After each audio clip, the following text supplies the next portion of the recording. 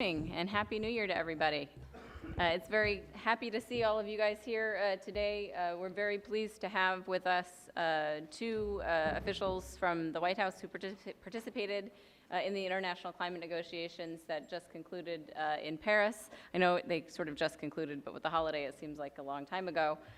We're really pleased to have them with us today to talk about not only what happened in the climate negotiations themselves, and sort of give us a way of thinking about what is, for all intents and purposes, a really complex set of 2 weeks of negotiations that cover 20 years of an ongoing discussion about the major issue we face, and trying to get a handle around all of the activities that are going to be necessary for dealing with a changing climate. And sort of give us some of their thoughts about, what all of that means, but also just a little bit of a 2016 outlook, 2016 and beyond. What does it mean for the UNFCCC process going forward? What does it mean for the multilateral initiatives? What does it mean for the last year of the Obama administration, U.S. energy policy, those types of things? So I'm very pleased to get that conversation underway. And with us this morning is Paul Bodnar, who's the Senior Director for Energy and Climate Change at the National Security Council, and Rick Duke, who is the Deputy Director of the Office of Energy and Climate Change, also at the White House, neither of whom are strangers to the climate negotiations, and will offer some really interesting insights for us to talk about. Today's event is on the record and being webcast, so when we do get to the portion of the discussion that's question and answers, please do wait for your microphone so that people who are joining us on the website can hear the question and participate in the discussion. And I just, to be fully humble about things, I wrote a commentary before the Paris talks that said one of the biggest challenges for the talks themselves was to make sure that after the talks were over, nobody cares. But judging from the 300 some odd people who RSVP'd for the event this morning, people care. And there is a lot of momentum surrounding the follow-up activity, so that is definitely a positive sign for what was accomplished in Paris. So without further ado, we're going to start with Paul, and then we'll turn to Rick, and then we'll open it up for discussion. So thanks for joining us.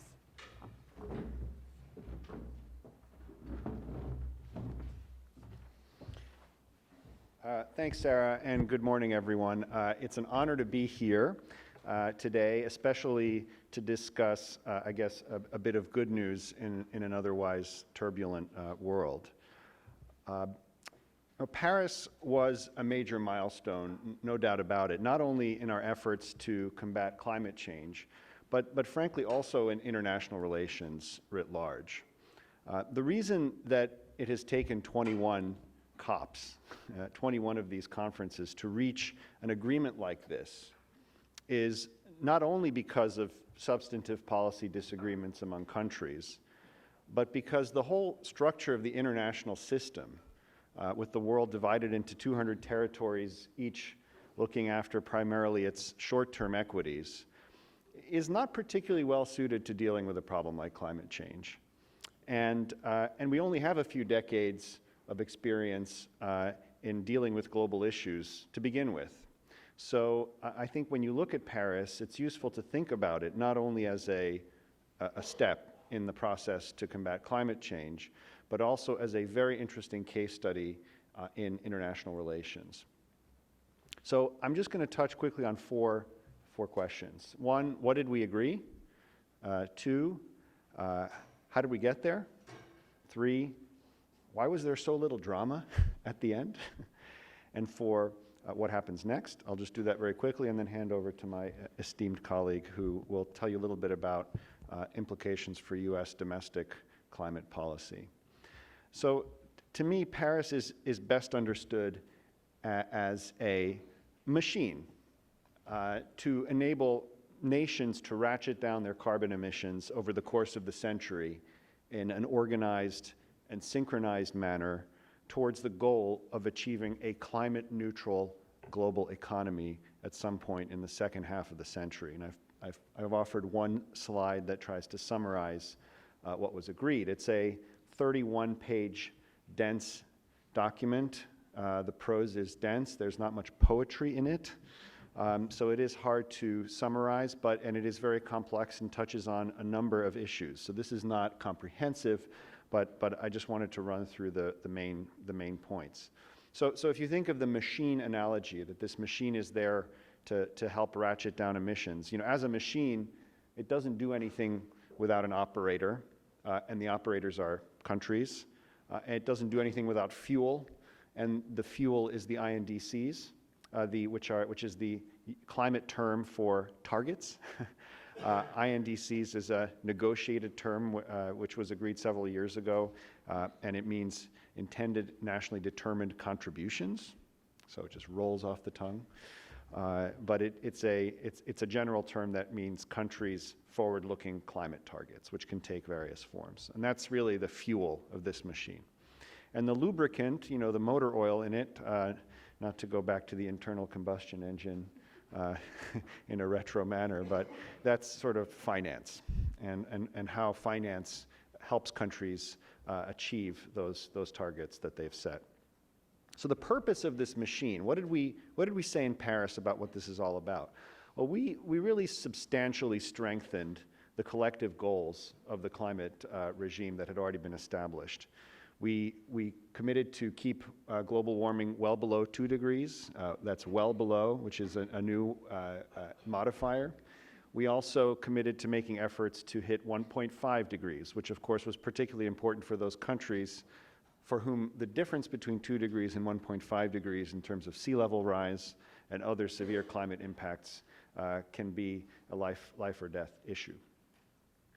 We committed to peak global emissions as soon as possible and to the goal of rapidly declining emissions thereafter.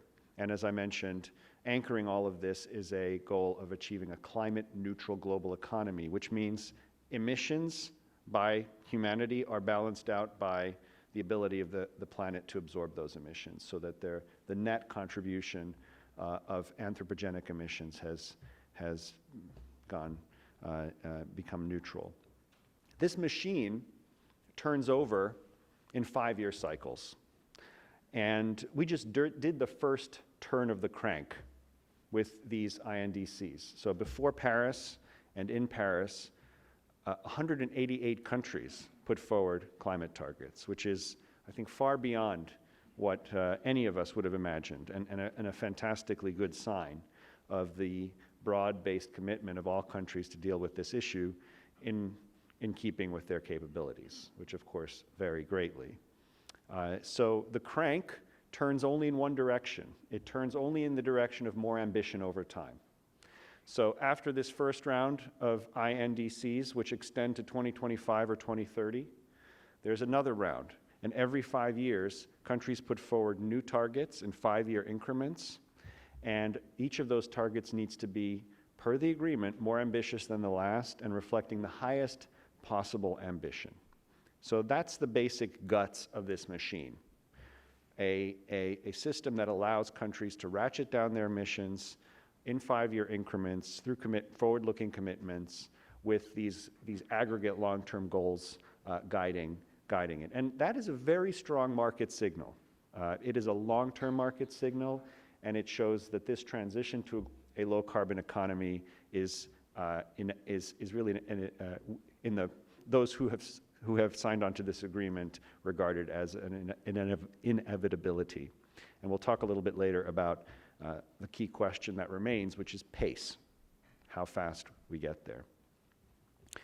The other key parts of this machine are transparency, and that was, of course, a strong focus. We strengthened the substance of the climate regime's transparency system. It is binding, so the requirements to be transparent and submit regular inventories and reports and have those reviewed are binding. They are binding on both developed and developing countries. They are based on the latest best practice of the IPCC, the Intergovernmental Panel on Climate Change. And progress toward the targets is tracked for the first time for both developed and developing countries at a minimum of every 2 years. And of course, for those countries whose emissions are not significant and who are concerned about their long-term development prospects in a world with a changing climate, the issue of finance and technology was very important. And Paris does provide strong reassurance about the continuity of climate finance, which is growing very rapidly.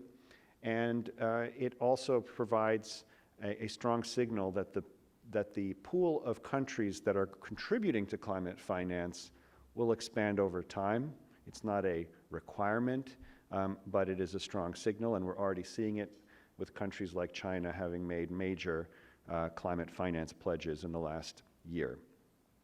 All of this is wrapped into a reasonably modern, forward-looking framework that differentiates among developed and developing countries without building the whole thing on an outdated set of lists of who was a developed or developing country in 1992, which is when the Framework Convention on Climate Change that we have been working under was established. And overall, I would say it is a comprehensive, durable, and ambitious framework, and it gives, I think, us hope that Paris represents our kind of Montreal Protocol moment. And let me explain what I mean.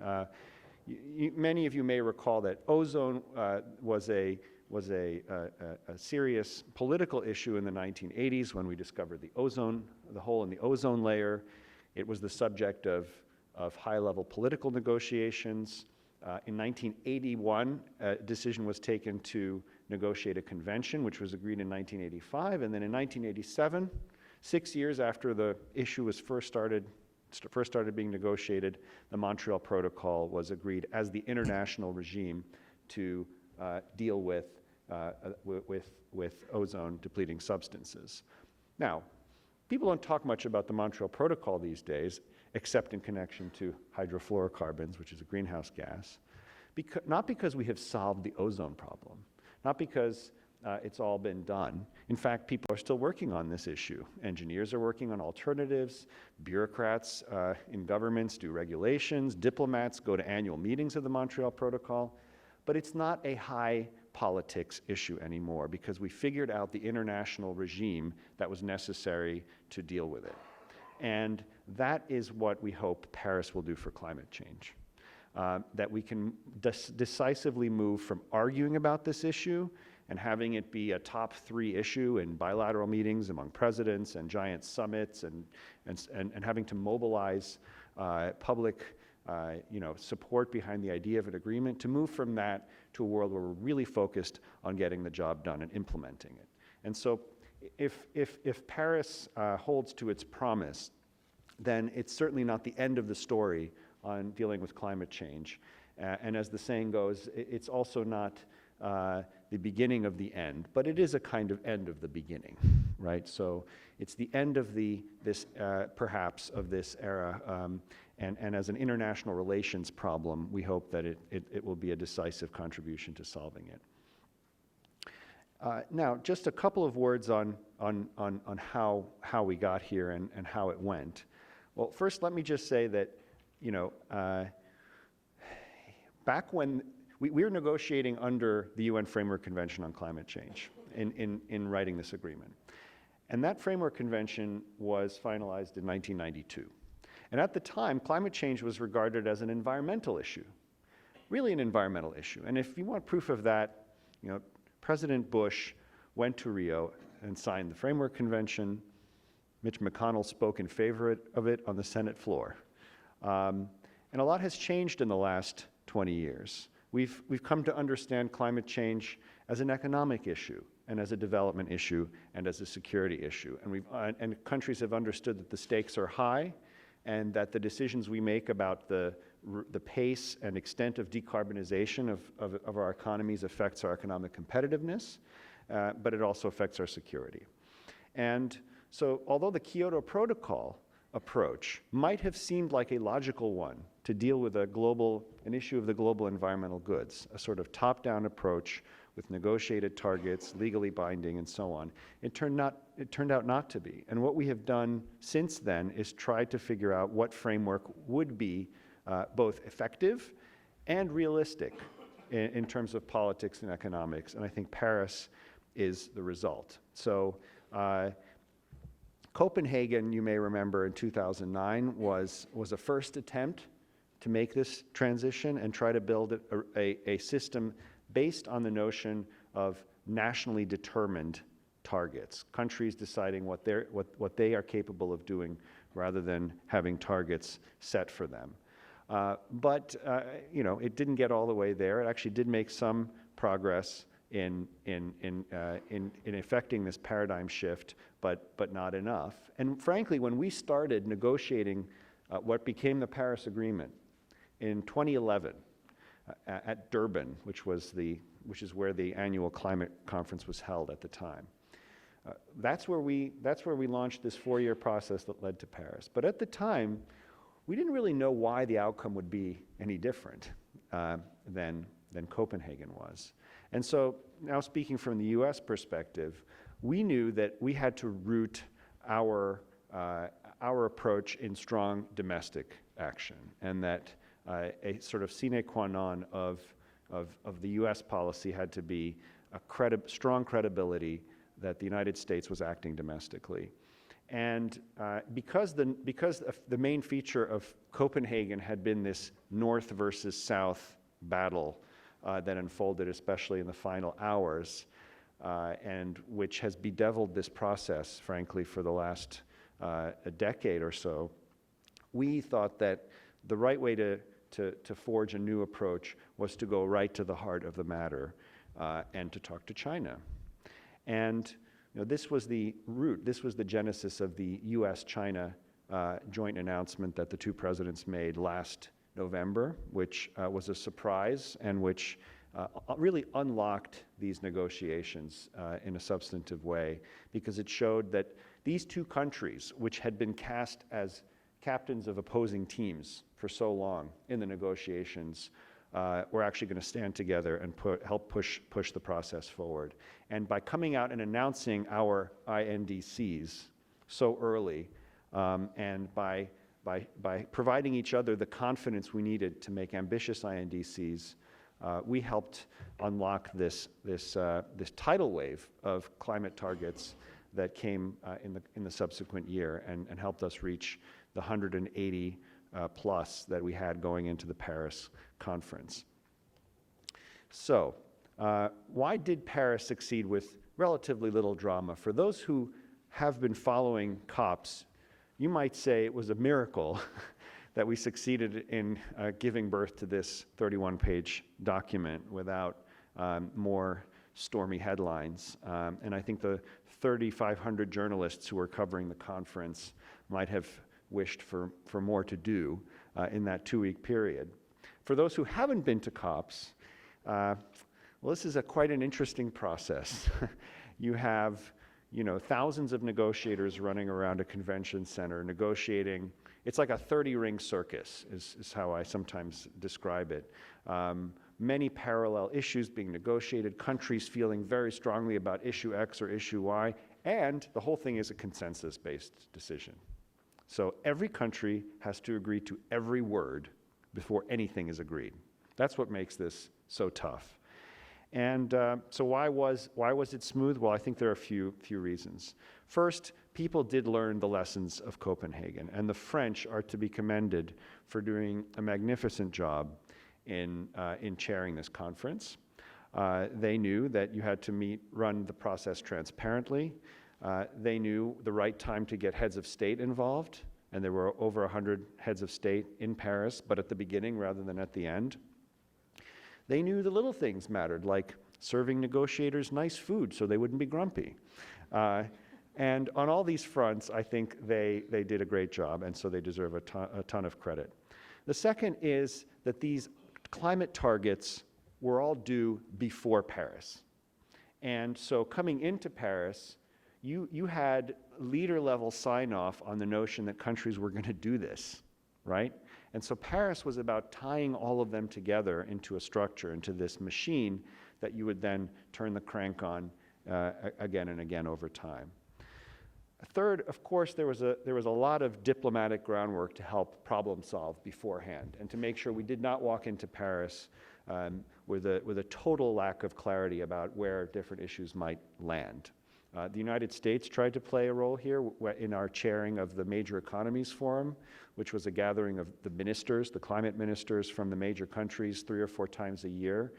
in a kind of mind-sweeping exercise. And frankly, the United States, we also knew that the world was hungry for U.S. leadership. And leadership not just based on diplomatic activity, but leadership grounded in domestic action. And my colleague Rick, who deserves a lot of the credit for the amazing string of domestic actions that we have put forward in the last couple of years, including the Clean Power Plan, that really was the foundation for what we were able to do. And I think, finally, one interesting feature of the last couple of years, particularly this year, that wasn't there before. Previously, these negotiations were just intergovernmental. So governments would show up and talk to each other at these meetings. And what happened this year is a third dimension was added, sort of popped up.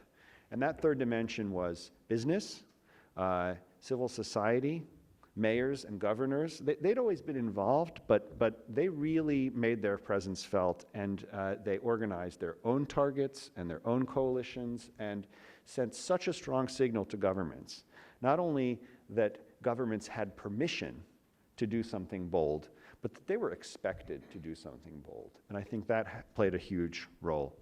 And in Paris itself, there was, I would say, for those who have attended these negotiations, an extraordinary degree of self-discipline that countries exercised in that 2-week period.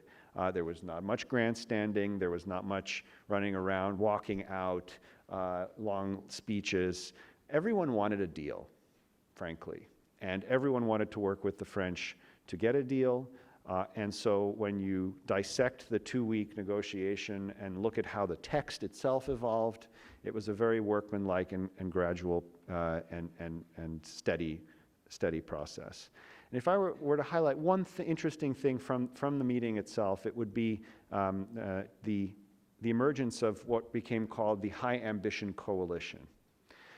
So transcending this north-south divide that traditionally is how countries have aligned themselves. So here you had the European Union, the small island states, the United States, and a number of others from Africa, the least developed countries, saying, look, we not only want an agreement in Paris, which everyone sort of understood that we had to deliver an agreement.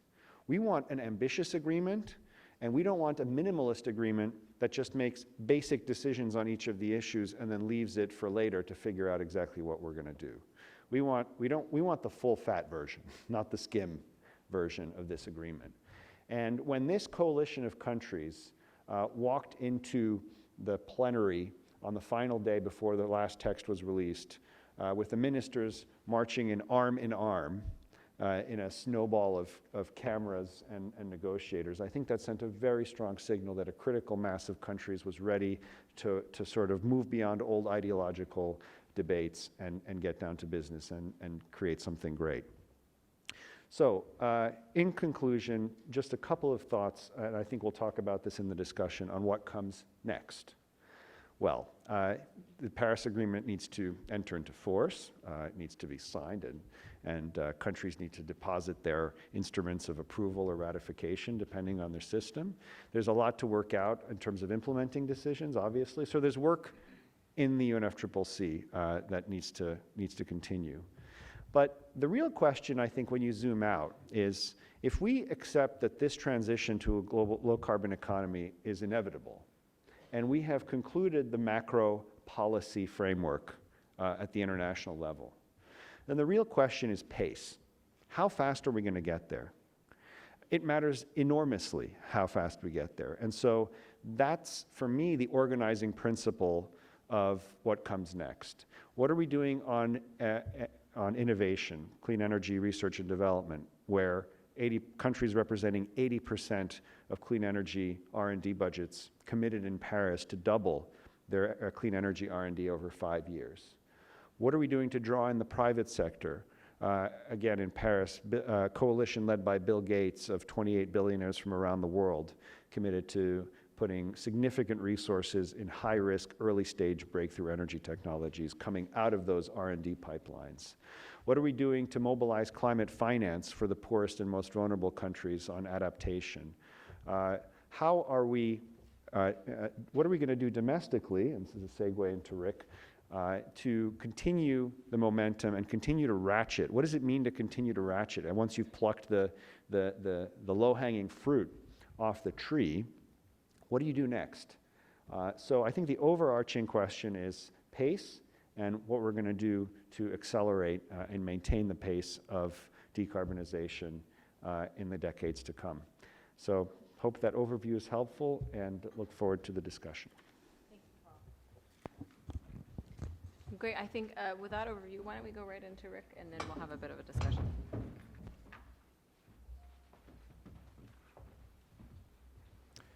Thanks, Sarah, for organizing this timely discussion, and thanks, Paul, for your remarks and your fantastic metaphor, which I'm going to build on by talking about what happens in terms of driving this low-carbon vehicle that you've described and created internationally when the rubber meets the road domestically. So how do we actually deliver on our targets domestically? What does it take in order to have the credibility to negotiate successfully in this context? And I do want to start with just a bit more reinforcement on the importance of this 5-year cycle that came out of Paris and a little bit about the genesis of that. I think that is another example of the interplay here between domestic and international in an important way. Paul went into some detail around the U.S.-China relationship and the joint announcement of our intended nationally determined contributions November 14 months ago. And it was important at that time that the U.S. INDC, our post-2020 target, was focused on 2025. That helped to lay down a marker for the world that we should be thinking in terms of 5-year cycles, looking out 10 years every time, and not punting the issue out to 15 years every 10 years. And so that was part of kicking off the discussion internationally about INDCs and what would the cycle time be for this engine that Paul has so elegantly described. And thankfully, we've seen out of Paris a clear commitment to having 5-year periods of review of how everyone is doing. And I can tell you from a domestic perspective that almost every week, in some fashion, we use the existence, the near-term existence of our 2020 target to help motivate and propel action consistent with the President's Climate Action Plan to cut emissions. And that's because 2020 is very much within the political window of relevance. That is something that we can all see as around the corner, and we need to make sure that we are on track to cutting emissions now if we're going to be delivering against our 2020 goal, as announced by the President back in Copenhagen, which was, of course, to cut emissions in the range of 17% below 05 levels by that year. So now I want to spend some time giving you a sense of what it is that we've been doing in order to hit those marks and why it is that we have confidence that we are on track to do so. And let me start with a little bit of context from back in 2009. If you play back to where we were in 2009, it's important to recall that every report that we put out as the U.S. government and every international analysis projected that emissions in the United States were not going to decline 17% by 2020. Rather, they were going to continue to grow indefinitely into the future. So you had a very bold commitment at that time to cut our emissions against a tide of growth in our emissions. And I'm pleased to say that we just released a report that's part of this architecture that Paul just described, called the biennial report, at the end of the year as part of the transparency requirements that are in the UNFCCC context. And that report shows very clearly that we are on track to cut our emissions 17% by 2020, and that we're laying the foundation to be able to hit our 2025 target as well. And the reason for that is a whole suite of policies that have been put in place over the course of the administration, motivated by the same architecture of targets and managing what you're now measuring accordingly. So let me give you a sense of the set of policies that are in place or underway in order to deliver against our goals.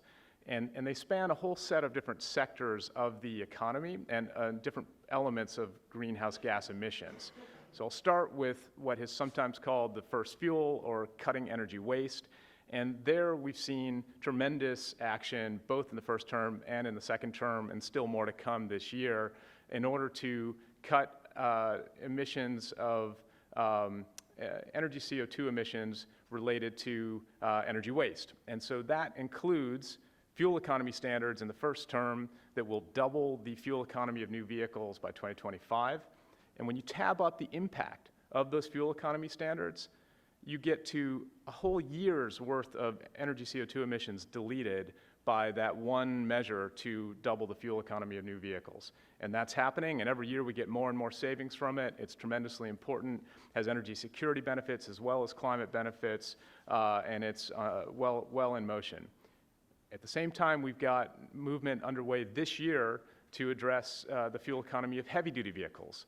And so stay tuned as EPA and Department of Transportation move to finalize heavy-duty vehicle fuel economy standards that will add yet more carbon pollution reduction, climate security, and energy security benefits while cutting energy waste in the transportation sector.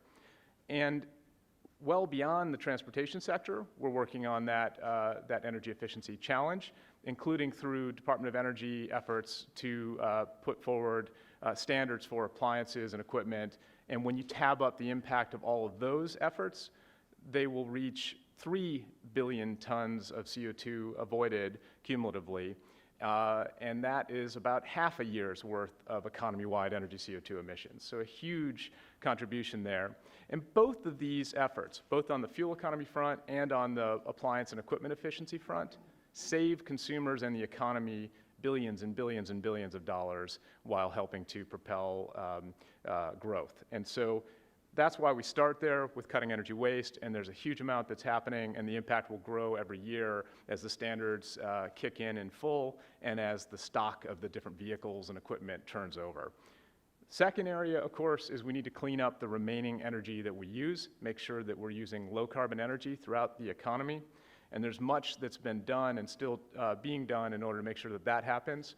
A critical down payment was during the Recovery Act, where there was $80 billion invested in clean energy of one sort or another. That's still paying dividends in terms of technology. Paul mentioned the mission innovation effort, which is going to build on some of that foundation that was put in motion with the recovery funds invested in clean energy R&D and deployment.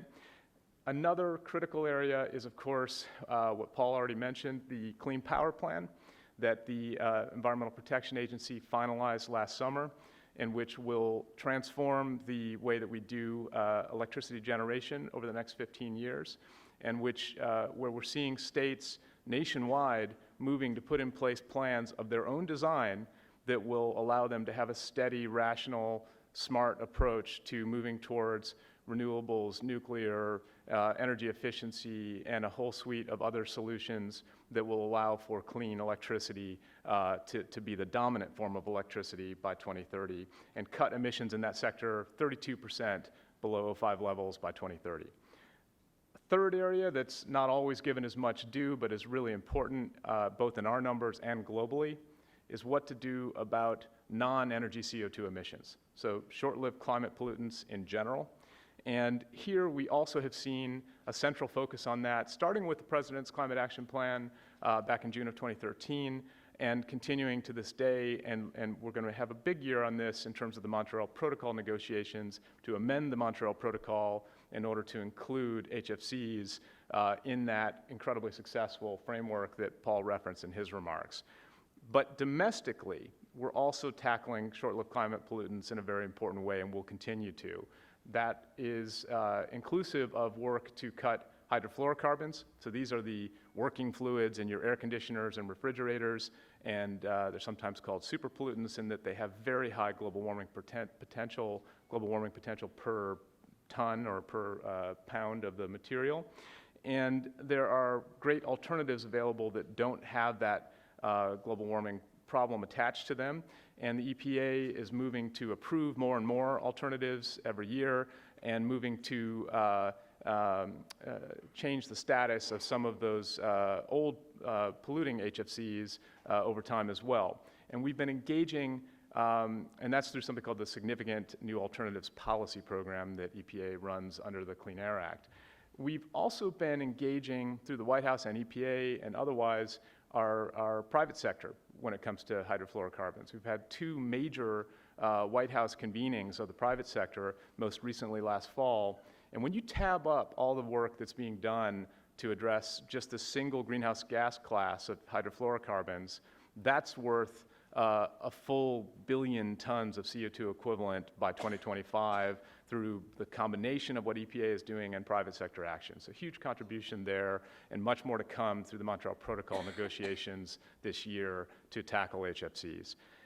And then in the in the short-lived climate pollutant space, it's also worth noting that there's methane work that's underway domestically that's very important. We're tackling methane emissions across the economy, including in landfills, in the oil and gas sector, and voluntary programs led by the Department of Agriculture. Methane's a very potent greenhouse gas as well, and it's short-lived, and so there's a very useful near-term benefit from tackling methane emissions, and we're doing that domestically and internationally through various fora.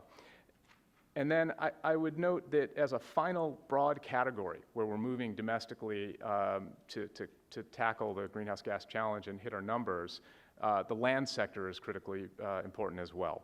And we were very pleased to see Secretary Vilsack step up last year and make a major commitment to work on land sector greenhouse gas emissions with a whole suite of efforts that can cut emissions up to 2% economy-wide by 2025.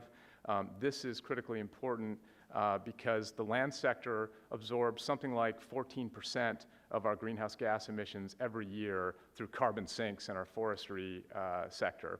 And we want to make sure that we continue to bolster that carbon sink and that we have a healthy and strong forestry economy continuing to contribute that important service of mopping up emissions every year.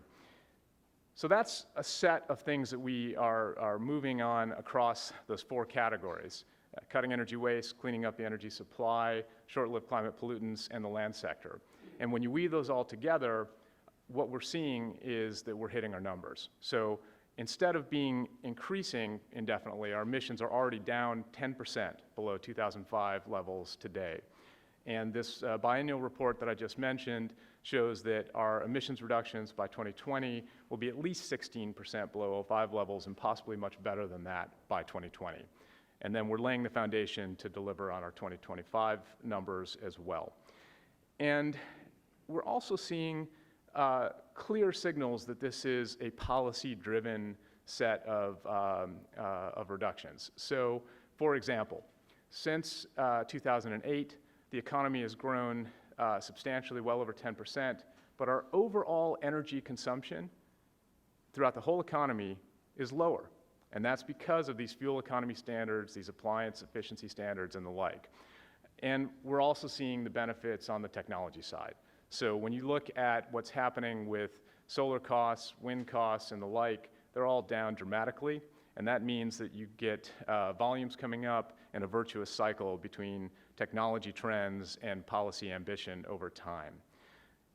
And I want to just note one bit of additional important fantastic news from the end of 2015. In addition to Paris and right after Paris, we saw an incredibly important budget deal come together that included 5-year extension of the tax credits for renewable energy, which bridges that critically important part of the low-carbon future right to the EPA's Clean Power Plan, because the Clean Power Plan starts its compliance period in 2022.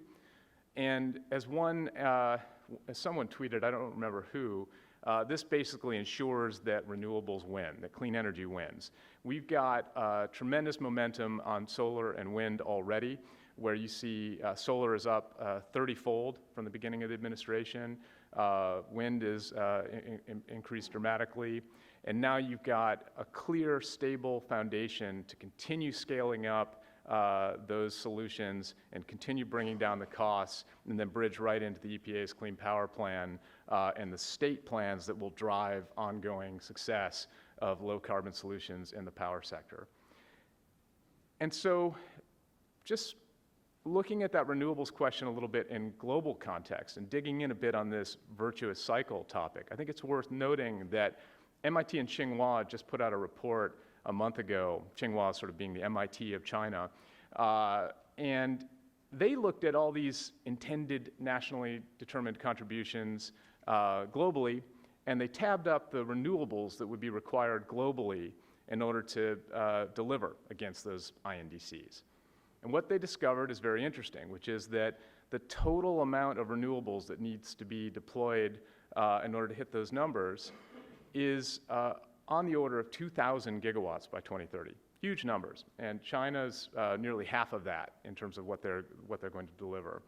And when you take a look at what that will mean in terms of scaling up renewables globally and bringing down the costs globally, what they determined is that this means that renewables will be cheaper than fossil fuels globally everywhere by 2030. So a nice indication that this process, this machine that Paul's described, has a very strong momentum to it. And as we deliver on our near-term targets, the technology and the scale brings down the costs, and that makes it possible to have the increasing ambition over time that is needed in order to hit the overall objectives of holding global warming well below 2 degrees as came out of the Paris moment. And so I just want to close then by underscoring that in addition to all this work that we'll continue to do domestically, there's going to be some important complementary work to what happened in Paris internationally in 2016. And in particular, just in November, countries agreed to work towards an amendment to the Montreal Protocol to address HFCs in 2016. So that conversation is going to be tremendously important and has the potential to eliminate about 0.5 degree centigrade of global warming through this very successful multilateral forum that has already dealt with the ozone hole, as Paul noted. There will also be important work to address aviation emissions through the International Civil Aviation Organization. And so we're going to be focused on doing what we need to do to deliver domestically, but continuing to lead internationally at the same time. Thanks. Look forward to the discussion.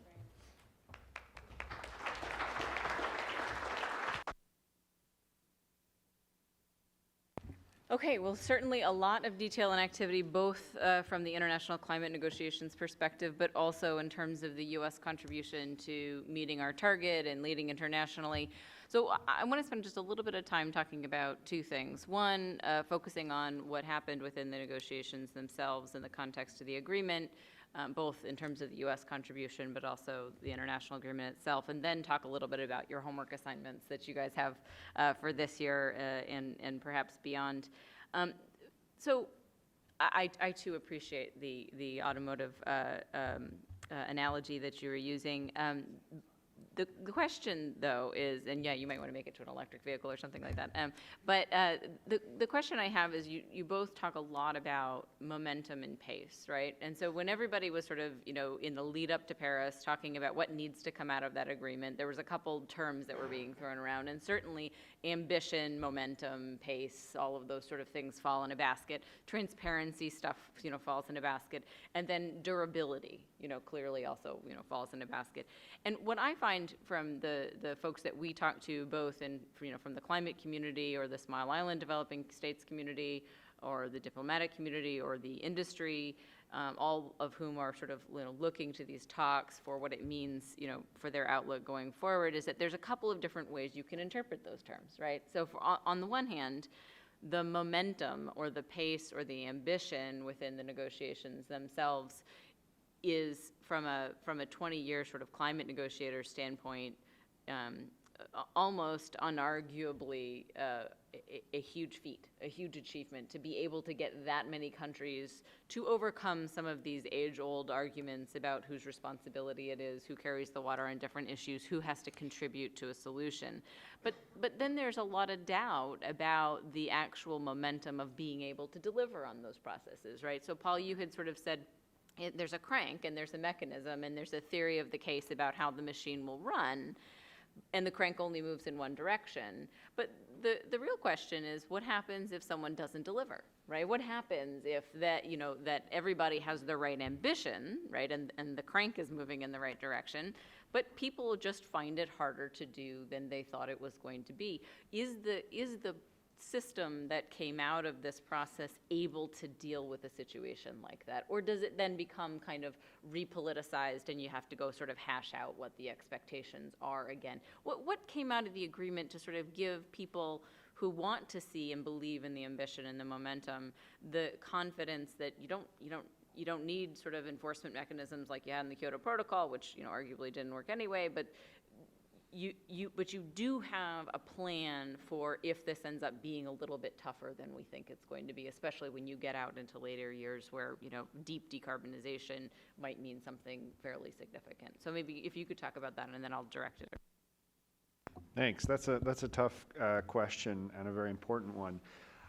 Look, I think writing an international agreement has to be thought of as within the art of the possible in international relations. So the number of coercive tools available internationally is limited, and I don't think anyone's talking about military action to deal with non-performance of climate targets, and even discussions around economic sanctions related to that have never really taken off. So we're dealing with a regime where we need to incentivize good behavior, and we need to understand that particularly as we reach a tipping point in terms of cost and co-benefits related to air pollution and other things, countries want to do this. The question is, can they do it in a way where they do not feel at a competitive disadvantage to other countries, and where they feel it's a fair, level playing field and so on? And that's what this system is designed to enable. It's not designed to punish countries that don't do things, because we're just not in the world where we have those tools at our disposal, or we don't wish to use those tools. I think that's we, meaning the global community, does not wish to use those sorts of coercive tools to deal with climate change. What this agreement does is it allows everyone to see very clearly what's going on. It creates a huge amount of normative pressure to set strong targets in the first place. And by the way, when you look at the INDCs, these targets that have been set for the 2025 or 2030 period, they do a huge job of bending down the projected global emissions curve and the amount of warming that we're expecting to see from 4.5 degrees or so to 2.7 degrees. Now, 2.7 degrees is higher than 2 degrees. So clearly, the pace of decarbonization needs to increase over time.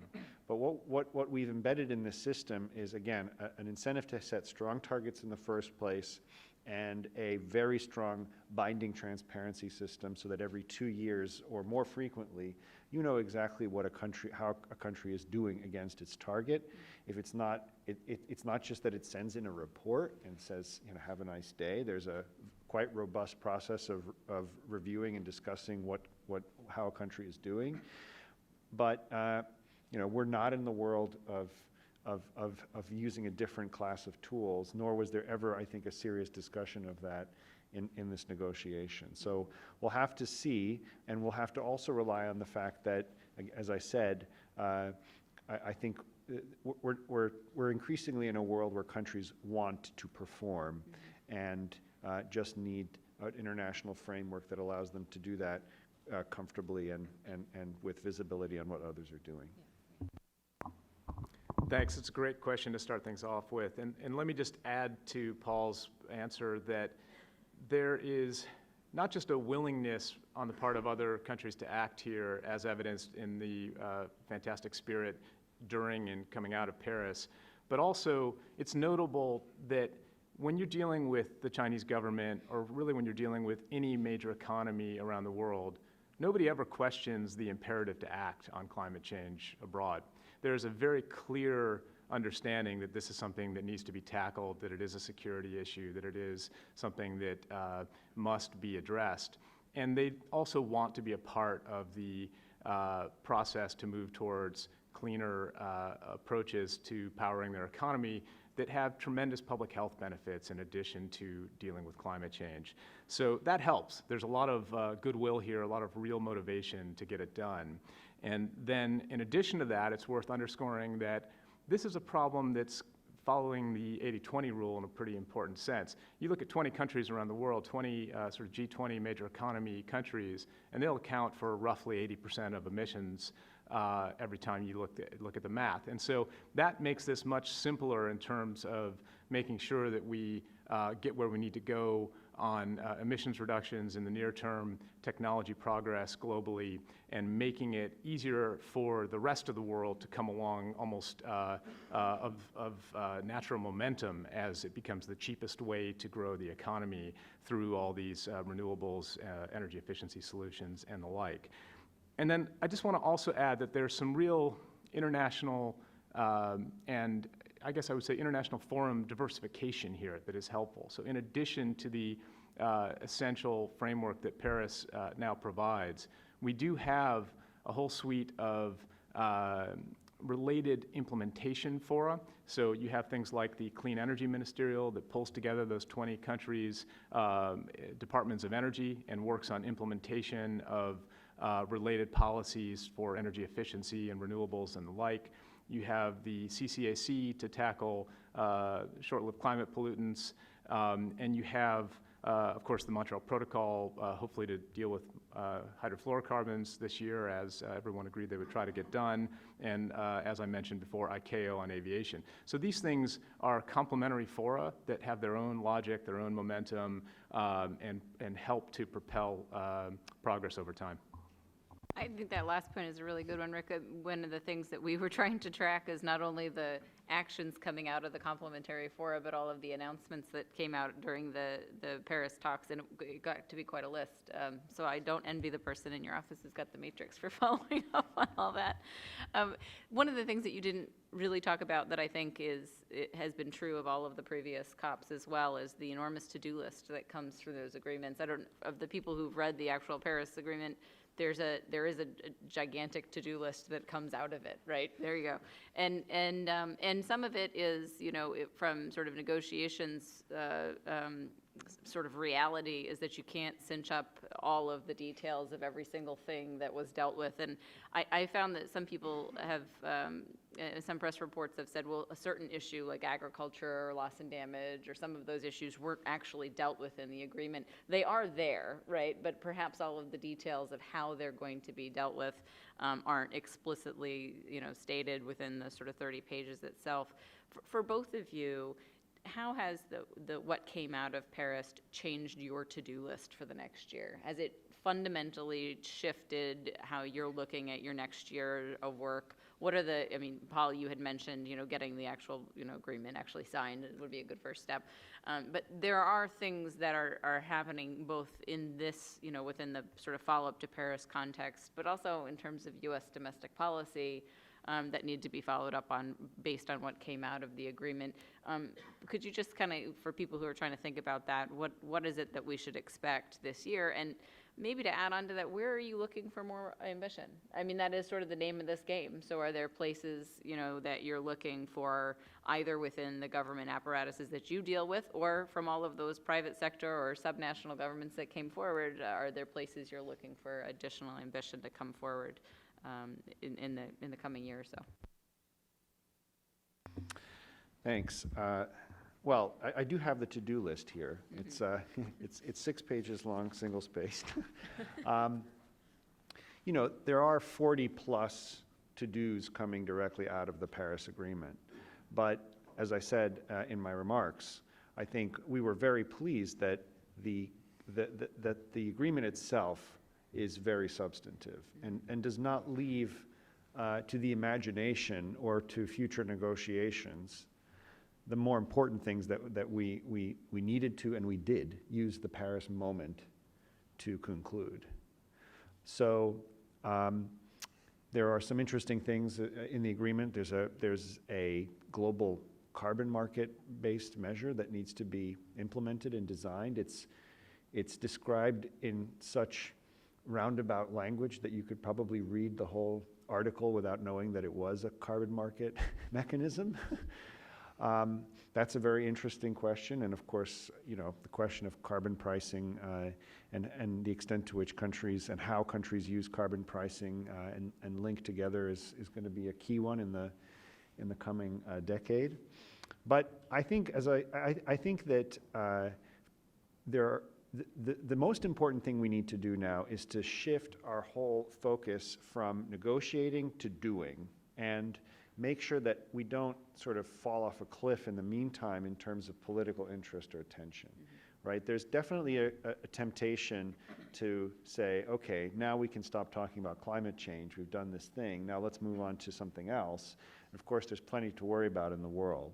But unless we maintain the sort of sustained focus, there's a lot of hard work to do. And I think one key example of that on the clean energy side is we have already invented a lot of things, initiatives, platforms, goals. We have those. It's not that we necessarily need to invent a lot of stuff in 2016. We need to figure out how they cohere. And the kind of cross-cutting analysis that Rick mentioned of INDCs is very interesting, and we'll be doing a lot of that, which is you take these 188 goals, and if you impute from those goals how much solar is going to have to get built in the world. These are not papers. These are commitments that countries have made that you can reflect back to them and say, this is what you have said you will do, right? 2,000 gigawatts of renewables.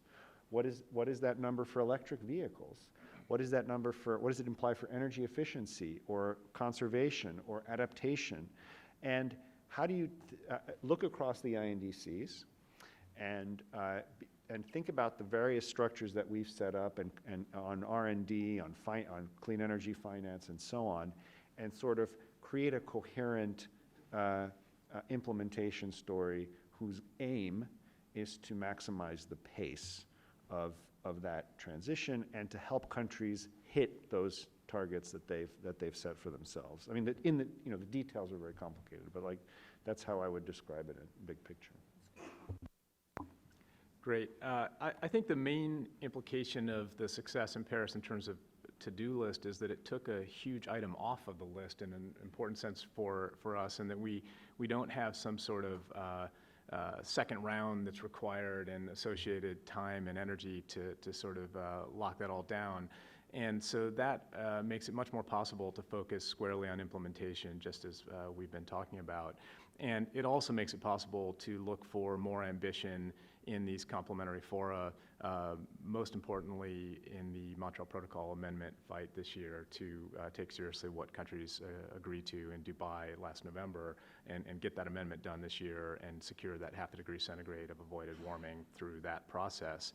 But there are many other areas where we need to continue driving our progress domestically. We need to make sure that we finish up all the key standard setting and other programmatic work that we're doing domestically in order to build on the reductions that we've already seen.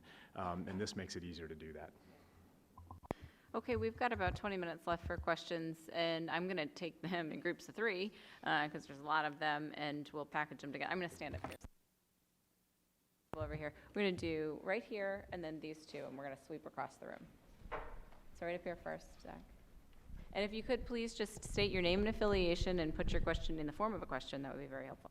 Adam Siegel, Insight Through Analysis. First of all, thank you very much. It was really a refreshing, insightful discussions, and I appreciate that. Doing a slight aside, but trying to bring into it, how do you see for Paris and otherwise moving forward dealing with what I would call crises, such as Porter Ranch, which is totally going under the attention of most people, the methane leakage in California.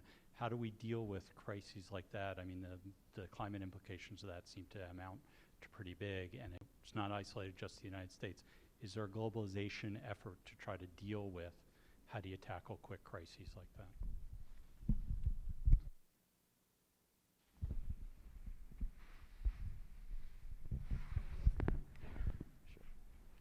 Hey, morning. Chris Riveras. I'm an American University student, and I also interned at the UNFCCC for 6 months, up through COP21, and specifically for an executive office that managed the negotiations. So I got to work on the text a fair bit for the last 6 months. Two quick things, one more substantive. The Secretary General is invited to have a signing ceremony on April 22nd, Earth Day. I'm curious if you all can speak to whether or not the President will decide to sign on that day. On process, although the process was very transparent at COP21, I'm curious if you all have any anecdotes you'd want to share about what happened in the final days, particularly from the US perspective, that led to some details of the outcome. And then on differentiation, some people might describe the agreement as a monument to differentiation. Based on respective capabilities, national circumstances. There's a lot of countries that do still have a lot of concerns with how that'll be operationalized. I wonder if you all can speak to, in the work program, how institutions are operationalized, et cetera, how differentiation might be actually operationalized in some of the tensions coming up in the modalities, procedures, et cetera, in the incoming years when we move forward with the agreement. That's it. Thank you.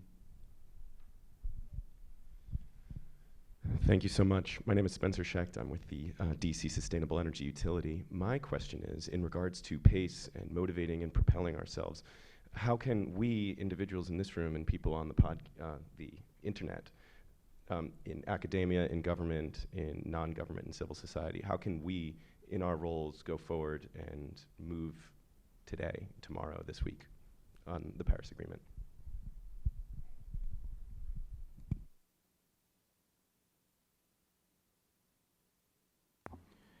I can start, and I'll address the first and the third and leave the second to Paul, and anything he wants to add on the others.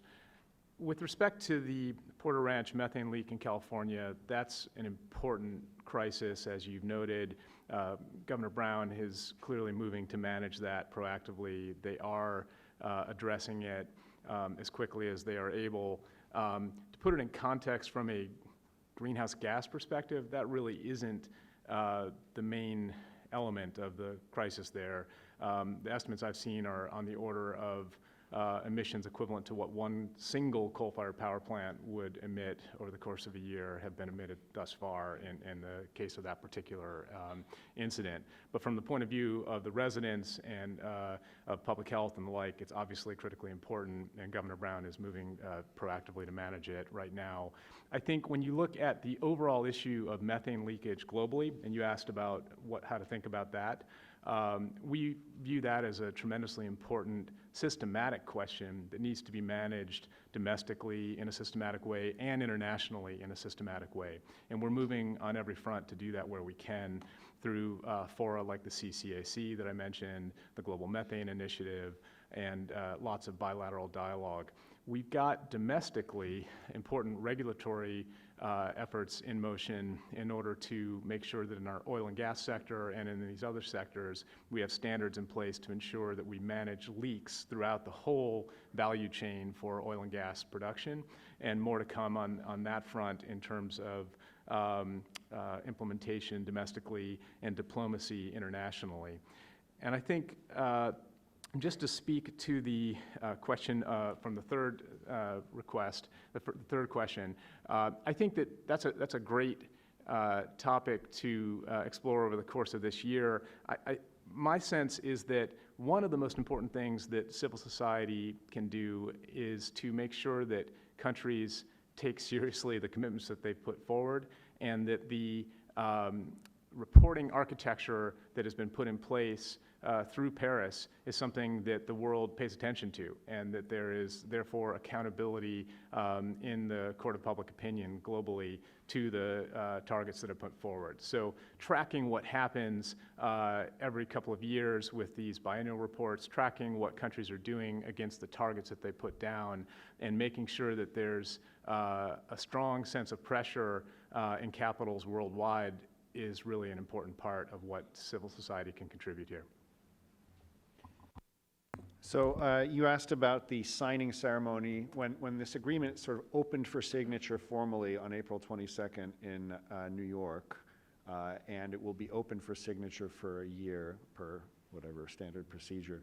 I can't tell you what exactly we will do, but I think you can be sure that the United States will be doing whatever we can to get a lot of momentum behind the early entry into force of this agreement.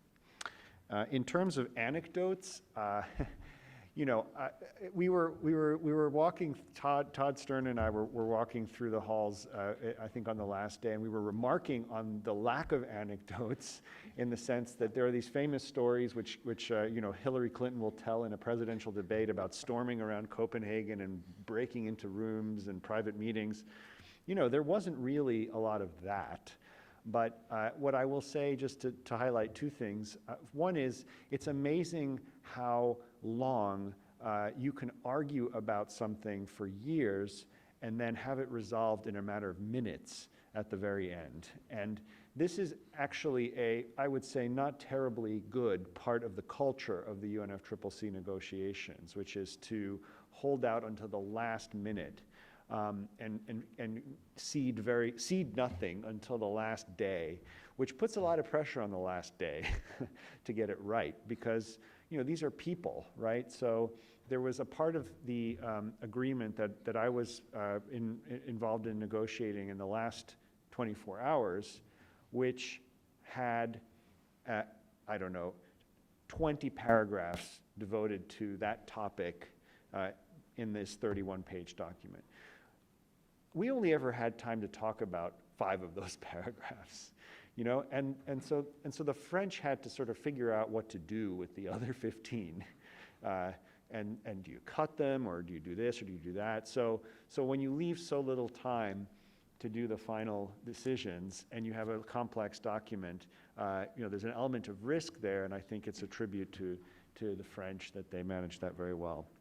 But the other anecdote I would say is, if you were there, or if you've watched the webcast, when this thing was put up for adoption by Foreign Minister Fabius, the mood in the room was just incredible, and everyone leapt out of their seats the moment that it was put up for adoption, and just started cheering and clapping and hugging each other. And it was sort of, it wasn't, I don't know what the process was at that point, but it was funny, because those of us who were listening on the headsets, you know, the translation was a little behind.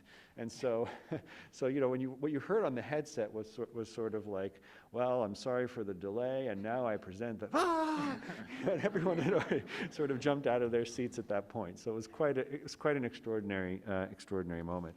And finally, on differentiation, I think it was Secretary Kerry who called this agreement a monument to differentiation in a session that happened before the end.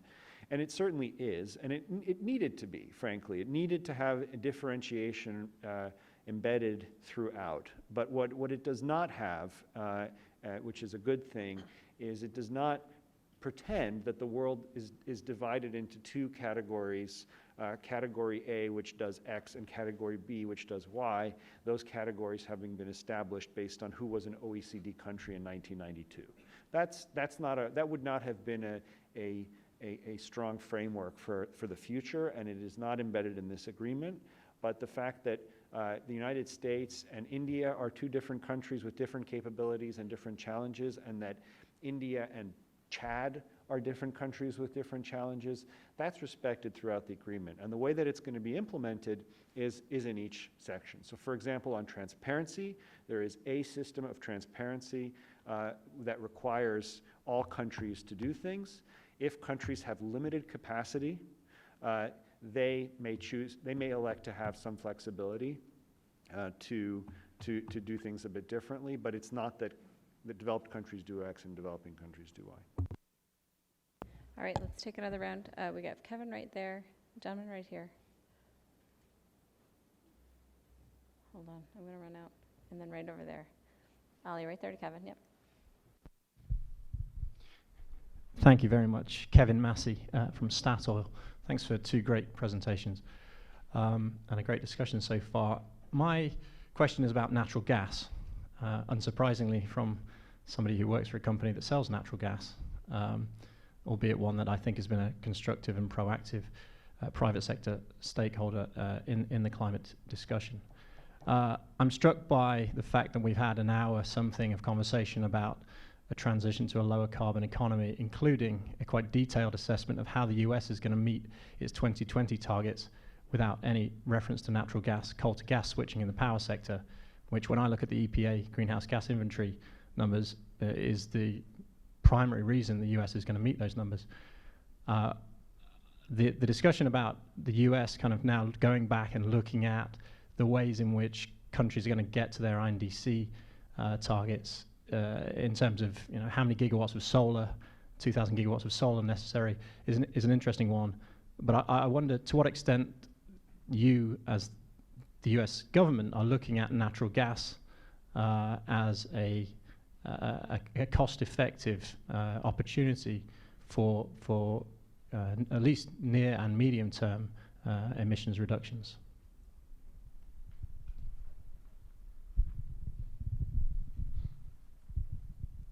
Hi, Mark Nichols with C-SPIRE Advisors. You talked about how business and civil society were involved in Paris for the first time in these discussions. Did Paris create a mechanism for them, for business and civil society to remain involved as we go forward?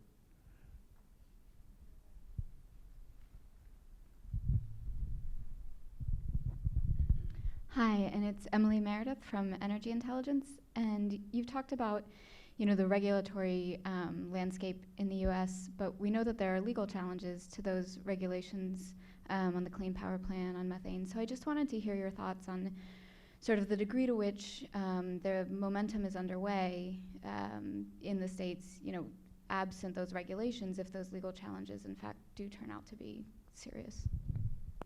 We're probably going to have to end on that round, so I want to add just one more overarching thing to it, which we haven't sort of talked about, which is in addition to sort of the U.S. energy policy and the international sort of negotiations, it is the role of Congress, right, and the sort of dealing with Congress and the reactions from Congress and the climate agreement. There certainly was a lot of talk about it before the climate negotiations. There seems to be a little bit less now, but just curious from your view about the things that you all plan to do to be working with Congress to see this accepted and move forward both internationally and domestically. So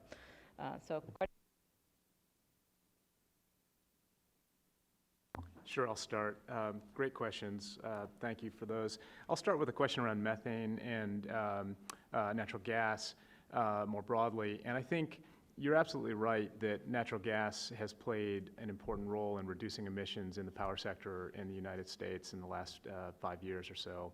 And the essential thing to recognize, though, is that in some important sense that was a one-time effect. We had an extraordinary push from coal to natural gas when the price of natural gas dropped because of the shale revolution. And that was incredibly helpful, remains helpful.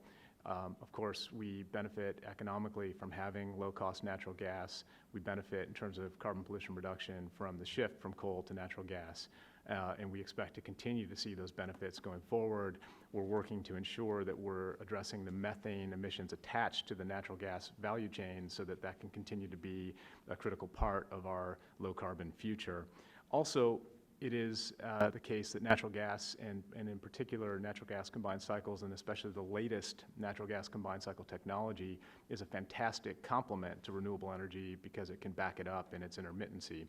So for many reasons, we have long believed and continue to believe that natural gas is a critical part of our energy solution set. But I want to underscore that substantial shift from coal to natural gas that happened when the price of natural gas dropped so dramatically was really a one-time benefit that continues, but that wasn't going to continue as a trend. And so that's where we need additional policy to continue to decarbonize the power sector above and beyond what we've already seen from that particular shift in the price picture between coal and natural gas.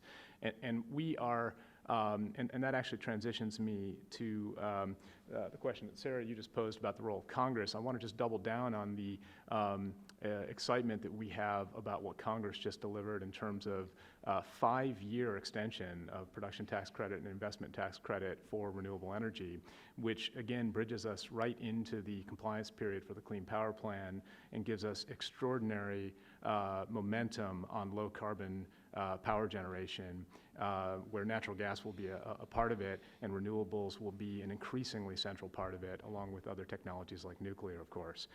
And that then also gives me a chance to pivot to the question around legal challenges to the Clean Power Plan or to other actions that we're taking domestically. And I think it's worth underscoring that, first, big picture, actions taken under the Clean Air Act or under EPACT or ISA, et cetera, these are routinely challenged in the courts. That's always been the case. That's part of our rambunctious democracy. And it is also true that over a period of decades, EPA, Department of Energy, others have routinely managed through that and delivered results. So if you look at something like, hearkening back to another big environmental topic from another era that we don't talk about anymore because we've largely solved it, acid rain, and also for that matter related public health issues from SOx and NOx, particulate matter and the like. EPA has over a period of decades been sued repeatedly and managed through all that and dropped the pollution levels for those critical environmental problems by 80% or roughly thereabouts. And so there will be legal challenges. There are, of course, legal challenges happening to the Clean Power Plan and to other standard setting that's in motion by EPA, DOE, DOT, et cetera. But we feel very confident that we'll work through those this year, and the next administration will continue to deliver what's needed in order to ensure low carbon, clean economic growth through those kinds of standards. And then I just want to underscore that with the incredible stable platform for renewables growth, again, over $50 billion in investment in renewables expected, according to Bloomberg New Energy Finance. In fact, I think they estimated $70 billion, if I'm recalling correctly, from the action to extend those renewable energy tax credits. We see that there is little doubt that we will continue dramatic transition to low carbon energy in the power sector in the next 5 years and then on into the next decade. So we're very confident about where we're headed on our 2020 numbers and laying the foundation for our 2025 reductions as well. So just to comment on the topic of course, talking about natural gas or other fuels is perfectly logical in this context. But here's a little piece of trivia for you about this agreement.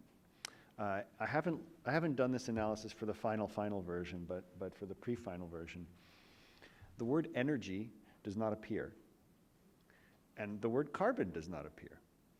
So we have concluded a global climate agreement without the word energy or the word carbon in it. At least that was true in the penultimate version. So I see a lot of raised eyebrows, and there's some lesson in that, but go take a look and see if you can prove me wrong.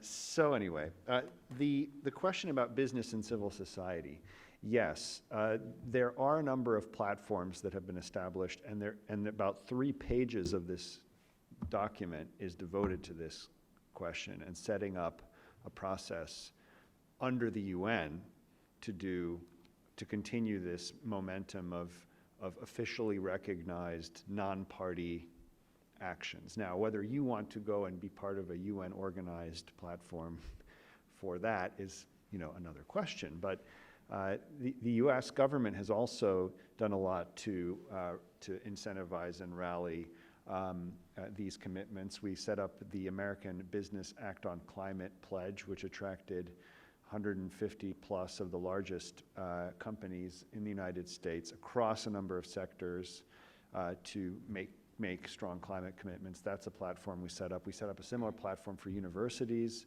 We have set up a Clean Energy Investment Initiative, which is trying to tie together institutional investors, VC, and other parts of the capital chain to focus on how we can scale up investment. So there are a lot of platforms, both domestically and internationally going forward.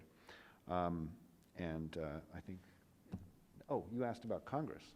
So, did you talk about Congress? A little bit. Yeah. I think, you know, the important thing about, the important thing, just to be clear, is we have consulted very intensively with the Hill at every stage of this negotiation. And I think there were members of Congress in Paris, and it's something which, in the way that we approached this negotiation, I think an underappreciated fact is that the United States was not always popular internationally with the stances we were taking in these negotiations and the kind of design that we were looking for in this regime. And some of the things that were not popular were informed by the domestic debate that happened here after Kyoto, the bipartisan nature of the Byrd-Hagel resolution of 1997, in which the sense of the Senate 95-0 kind of laid out what the Senate would expect to see in an international agreement at the time in order to seriously consider its approval. And if you look at the Byrd-Hagel resolution and you look at those lessons learned, you will see that this administration has heeded that bipartisan feedback in the way that we have pushed this agreement and its design. So targets set by us, not for us, bringing all of the major economies in, both in the agreement context and in the way we've done our bilateral diplomacy, a huge emphasis on transparency. So when I look at this agreement, I definitely see the legacy and the heritage of congressional input, not just this year as a snapshot, but over the last 20 years. And it's frankly what has made it partly so difficult to reach this agreement, because the United States was insisting on those things. Well, I think there's a lot more details that we could talk about today, but we want to be able to get you guys out on time. We want to thank you, Rick and Paul, very much for taking time to walk us through all of this. I just wanted to point out for all the people watching, we, as you will, think that this transition to a low-carbon future is not inconsequential by any means, and we'll be spending, we think Paris does provide sort of that framework, but also a platform for us all to talk about what deep decarbonization looks like and what's required to actually reach those goals. So we're going to spend a lot of time here doing that over the course of this year and next. But really, thank you for stopping by. We hope you'll do it again soon, and thanks for spending some time with us today.